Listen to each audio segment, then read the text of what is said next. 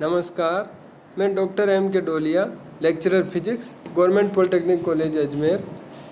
मैं आज आपको code 1002 unit 2 force, work and energy पढ़ाऊँगा। इसमें भी हम अभी पढ़ रहे हैं बल के बारे में, यानी कि फोर्स के बारे में। पिछले 2 वीडियो लेक्चर्स में हमने बलों के बारे में जाना था। 2 बल को परिभाषित किया था बल।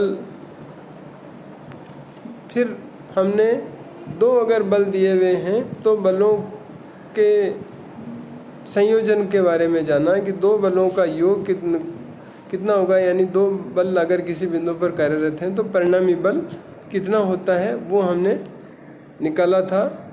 और उसके बाद हमने उसका त्रिभुज नियम से और समांतर चतुर्भुज नियम से भी ज्ञात किए थे। और साथ में अगर P और Q 2 बल दिए हुए हैं जिनके बीच में थीटा कोण है तो उनका परिणामी बल R निकाला था, √p² + q² + 2pq cos theta. और उनके बीच का अगर वो परिणामी बल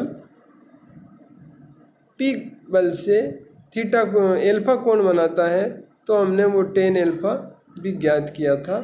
अब आज हम संयोजन के स्थान पर अब बलों के वियोजन के बारे में पढ़ेंगे।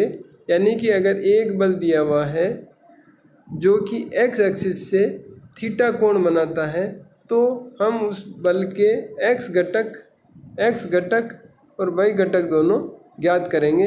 देखिए इस चित्र में आपको दिया हुआ F बल x एक्सिस से थीटा कोण बनाता है और y एक्सिस से 90 - थीटा बनाएगा नेचुरली। तो अगर इस प्रकार है तो हम उस बल के क्षैतिज घटक यानी कि Fx = होगा आपके F cos थीटा। वो ऐसा क्यों होता है कि मैं अगर इसके F बल से परपेंडिकुलर डालता हूँ x एक्सिस पर तो राइट एंगल बनेगा और वो एक राइट एंगल ट्रायंगल होगा और जो x घटक है वो उसका आधार होगा और कुल बल जो है कर्ण होगा। तो आधार अपॉन कर्ण जो होगा वो cos थीटा के बराबर होता है। इसलिए हम कह सकते हैं Fx = F cos थीटा, जबकि जो लंब डालेंगे वो Fy के बराबर होगा। इसलिए लंब बटा ओरिजिनल बल यानी कि लंब बटा कर्ण वो sin थीटा होता है। इस प्रकार हम जो लंब यानी कि परपेंडिकुलर घटक यानी कि y घटक, ऊर्ध्वाधर घटक, वो कितना आएगा आपके F sin थीटा प्राप्त होता है। तो इस प्रकार हम कह सकते हैं कि अगर F बल दिया हुआ है जो कि x एक्सिस से थीटा कोण बनाता है तो क्षैतिज घटक उस बल का होगा F cos थीटा, जबकि ऊर्ध्वाधर घटक यानी कि vertical component of this force is F sin theta, while horizontal component of this force is F cos theta. इस प्रकार हम क्षैतिज और ऊर्ध्वाधर घटक दोनों ज्ञात कर लेते हैं। अब मैं इसका एक एग्जांपल लेता हूँ कि यदि बल 200 न्यूटन दिया हुआ है और वो x एक्सिस से थीटा = 30 डिग्री बनाता है तो Fx कितना होगा 200 × cos थीटा यानी cos 30। cos 30 होता है √3/2, इसलिए 2 से 200 को काटेंगे तो 100 √3 होगा, जो कि √3 की वैल्यू हम जानते हैं 1.732 होता है। उसको 100 से मल्टीप्लाई करने पर वो आएगा 173.2। इस प्रकार हमने ज्ञात किया है क्षैतिज घटक। इसी प्रकार ऊर्ध्वाधर घटक कितना होगा Fy = 200 sin 30। अब sin 30 होता है हाफ, तो हाफ को 200 से काटेंगे तो 100 न्यूटन बच जाता है। इस प्रकार हम किसी भी बल के अगर उसका x एक्सिस से कोण दिया हुआ है तो उसके क्षैतिज घटक F cos थीटा और ऊर्ध्वाधर घटक यानी vertical component F sin theta ज्ञात कर सकते हैं। परंतु यदि जो थीटा कोण है वो हॉरिजॉन्टल से नहीं देंगे, वर्टिकल से दिया हुआ हो यानी y एक्सिस से दिया हुआ हो कोण, तो जस्ट अपोजिट हो जाएंगे। फिर Fx होगा F sin थीटा और Fy होगा F cos थीटा। इस बात को ध्यान रखना आवश्यक है। ये नहीं करना है कि हमेशा Fx = F cos थीटा होगा। ये थीटे के इसके कोण के बजाय अगर y एक्सिस से कोण दिया हुआ है तो ये जस्ट अपोजिट हो जाएंगे। इस बात का अवश्य ध्यान रखना है। तो हमने निकाला कि अगर कोई भी बल दिया हुआ है तो उसके हम हॉरिजॉन्टल और वर्टिकल कंपोनेंट निकाल सकते हैं। इसको कहते हैं हम बलों का वियोजन, यानी कि रिजोल्यूशन ऑफ फोर्सेज। अब हम करते हैं लामीज थ्योरम। लामीज थ्योरम क्या कहती है? If 3 forces acting at a point, अगर 3 बल किस पे कार्य कर रहे हैं? Acting at a point are in equilibrium. क्या है वो? संतुलित अवस्था में है। अगर 3 बल किसी बिंदु पर कार्य कर रहे हैं और वो संतुलित अवस्था में है तो क्या होगा? Then each force is proportional. प्रत्येक बल प्रोपोर्शनल होगा किसके? To the sine of the angle between the other 2 forces. ये कह रहा है कि अगर लामीज थ्योरम कहती है कि अगर 3 बल जो किसी बिंदु पर कार्यरत हैं और वो क्या है? संतुलित अवस्था में हैं, तो उस स्थिति में संतुलित अवस्था का क्या मतलब है? उनका परिणामी बल कितना है? 0 है। तीनों बलों को जोड़ेंगे तो परिणामी बल 0 आएगा। अगर ऐसी स्थिति है तो कोई भी बल शेष 2 बलों के बीच के कोण के साइन के समानुपाती होता है। ये ध्यान रखना है। प्रत्येक बल बाकी 2 बच्चों शेष 2 बलों के बीच के कोण के साइन के समानुपाती होता है। तो यहाँ देखिए कि P बल के सामने कोण कितना है? एल्फा। तो P किसके समानुपाती होगा? साइन एल्फा के। इसी प्रकार आप देख ही रहे हैं चित्र में कि Q किसके समानुपाती है? Q के सामने के जो 2 बल हैं उनके बीच का कोण है बीटा, तो Q साइन बीटा के समानुपाती होगा। और इसी प्रकार R के सामने जो 2 बल हैं उनके बीच का कोण है गामा, तो R साइन गामा के समानुपाती होगा। मैं इसको इस प्रकार भी लिख सकता हूँ, P upon sine alpha Q upon sine beta equal to R upon sine gamma. ये तीनों बराबर होंगे क्योंकि P साइन एल्फा के समानुपाती है, Q साइन बीटा के समानुपाती है और R साइन गामा के समानुपाती हैं। इसलिए P upon sine alpha equal to Q upon sine beta equal to R upon sine gamma होता है। अब हम जो अब तक पढ़ा है उसको अच्छी तरह समझने के लिए हम न्यूमेरिकल कुछ करते हैं ताकि हम अच्छी तरह से समझ पाएँ उसको। तो उसके लिए हम सबसे पहले करते हैं, एक प्रॉब्लम लेते हैं, वो है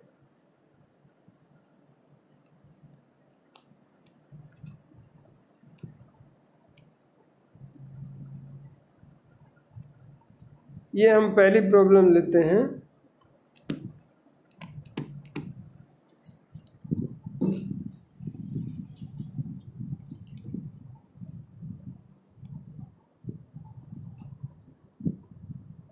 हाँ, ये देखिए कि 2 equal forces have a resultant equal to each of them.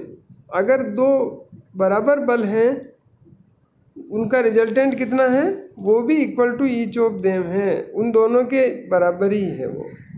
तो क्या होगा? At what angle are they inclined. अगर 2 बराबर बल के बीच में जो परिणामी, दोनों बराबर बलों का जो परिणामी बल है वो भी उन दोनों के बराबर है, तो उन दोनों के बलों के बीच का कोण कितना है ये हमें पता करना है। तो यहाँ पर P और Q दोनों R परिणामी बल R के बराबर हैं, इसलिए मैं कहूँगा कि हम जानते हैं R इक्वल टू कितना होता है? Under root of P square plus Q square plus 2PQ cos theta. और इसलिए मैं यहाँ पर P और Q को भी R लिख सकता हूँ क्योंकि वो R के बराबर है। तो इस पूरे क्वेश्चन में मैंने लिख दिया है कि जहाँ पर P स्क्वायर आ रहा वहाँ पर भी R स्क्वायर लिख दिया, Q स्क्वायर की जगह में भी R स्क्वायर लिख दिया, P और Q दोनों के स्थान पर भी R लिखा, तो यह आ गया R equal to under root R square plus 2R cos theta. यानी कि यह आ गया कुल R square plus 2R cos theta हो गया। तो मैं इसको कह सकता हूँ, कुछ स्क्वायर कर दूँ पूरे का, तो R स्क्वायर किसके बराबर होगा? 2R square plus 2R cos theta.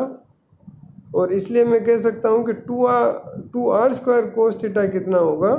वो 2R स्क्वायर इधर आने पे होगा तो R square minus 2R square के बराबर होगा, तो वो हो जाएगा माइनस R स्क्वायर। इस प्रकार इससे मैं कह सकता हूँ कि 2r² कोस थीटा किसके बराबर है, -r² के बराबर है।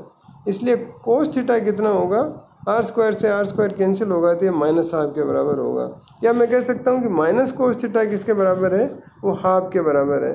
और माइनस कोस थीटा को मैं कोस 180 माइनस थीटा कह सकता हूँ। इसलिए कोस 180 माइनस थीटा अगर हाफ के बराबर है तो क्या होगा, 180 माइनस थीटा को 60 डिग्री के बराबर आ जाएगा। और क्योंकि कोस थीटा जो है कोस 60 हाफ होता है, इसलिए मैं 180 माइनस थीटा को 60 कह सकता हूँ। और इस प्रकार थीटा आ गया आपके पास 180 माइनस 60 यानी कि 120 डिग्री। तो इस प्रकार अगर दो बल जो बराबर बल हैं और 120 डिग्री पर कार्यरत हैं तो क्या होगा, उनका परिणामी बल भी r दोनों बलों के बराबर ही होगा अगर दोनों बराबर हैं और 120 डिग्री पर कार्यरत हैं। अब मैं एक दूसरी प्रॉब्लम करने का प्रयास करता हूँ। इसके अंदर देखिएगा आप कि the horizontal component of a force acting making an angle 30 degree with the horizontal is 10 Newton. अगर कोई क्षैतिज घटक किसी बल का जो कि 30 डिग्री कोण बनाता है क्षैतिज से, वो कितना है, 10 न्यूटन है। तो हमें बल और उसका वर्टिकल कंपोनेंट, हमें ये पता चला है कि अभी मैंने वियोजन में बताया था, बलों के वियोजन में, कि क्षैतिज और ऊर्ध्वाधर घटक कितने होते हैं, F cos थीटा और F sin थीटा। अब ये कह रहा है कि अगर उसका क्षैतिज घटक दिया हुआ है 10 न्यूटन है और एंगल है दोनों के बल का और x एक्सिस के बीच का कोण है 30 डिग्री, तो Fx कितना होगा, F cos थीटा 10 के बराबर होगा। इसलिए मैं कहूँगा कि F cos 30 10 होगा। cos 30 का मान मैं रखूँगा, वो होता है √3/2। तो इससे आपको F मिलता है 20/√3, यानी कि वो होता है 11.47 न्यूटन। अब मैं क्या कर सकता हूँ, अब आप देखिए ऊर्ध्वाधर घटक भी ज्ञात करना, आपको कुल बल तो ज्ञात हो गया, अब F वही भी ज्ञात करना उसका वर्टिकल कंपोनेंट। ये कितना होगा, F sin 30 होता है। F दिया हुआ आपको मिल गया था अभी 20/√3 और sin 30 को मैं लिखूँगा हाफ, तो ये आ गया 10/√3 यानी कि 5.73 न्यूटन होगा। तो अगर कोई बल जिसका कि वर्टिकल कंपोनेंट 10 दिया हुआ है और वो कोई भी बल जिसका हॉरिजॉन्टल कंपोनेंट 10 न्यूटन है और वो हॉरिजॉन्टल से 30 डिग्री एंगल बनाता है, तो वो बल होगा 11.47 न्यूटन और वर्टिकल कंपोनेंट होगा 5.73 न्यूटन। इसके बाद में एक प्रॉब्लम और करते हैं। Two forces whose magnitudes are in the ratio of 3:5 gives a resultant of 35 Newton if the angle of inclination is 60 degree. Find magnitude of each force. दो बल हैं, उनका अनुपात क्या है, F1/F2 दिया हुआ आपके पास 3:5। जो दो बल दिए हुए हैं F1 और F2, उनका अनुपात 3:5 है। इसलिए मैं कह सकता हूँ F1 कितना है, 3/5 और F2 यानी 3F2/5, ये आ गया F1। तो मैं जानता हूँ कि R कितना होता है, या परिणामी बल जो है होता है वो होता है √F1² + F2² + 2F1F2 cos theta. तो R यहाँ पर दिया हुआ है 35। तो मैं क्या करूँगा, R मुझे पता है 35 और F1 कितना पता है, 3/5 है, तो ये रख दिया मैंने। उसका स्क्वायर प्लस F2² + 2 × F1, वो 3/5 × F2 cos थीटा। थीटा कितना है, 60 डिग्री, वो भी रख दिया। cos 60 होता है हाफ, तो वो हाफ से 2 कटेगा तो यह आ जाएगा 3/5 F2², यह आ गया। तो यह होगा 9/25 F2² + F2² प्लस ये 3/5 F2²। तो 35 इसके बराबर आया। और ये हमने LCM लेंगे अगर 25, तो यहाँ से आएगा 9, यहाँ से आएगा 25 और यहाँ से आएगा 5 5 या 25 और 5 3 15, तो 15 और 25 और 9, तो 9 15 और 25 हुए 40 और ये 9 49F2² / 25 होगा। उसका रूट करेंगे तो ये 7/5 F2 आएगा और ये 35 के बराबर है। 7 से 35 काटेंगे तो 7 5 जा 35 और 5 5 जा 25। तो इस प्रकार ये आ जाएगा, F2 की वैल्यू निकल जाएगी 35 × 5/7, ये आ जाएगी 25 न्यूटन। अब F1 हम जानते हैं कि 3/5 ऑफ 25, तो ये हो जाएगा 15 न्यूटन। इस प्रकार हमने बलों के संयोजन और वियोजन दोनों को निकाला और उनके ऊपर बेस्ड कुछ प्रॉब्लम्स करी। आगे और हम बलों के ऊपर बेस्ड कुछ प्रॉब्लम्स करेंगे ताकि बल हम अच्छी तरह से समझ जाएं। उसके बाद हम आगे इस चैप्टर में बढ़ेंगे। Thank you.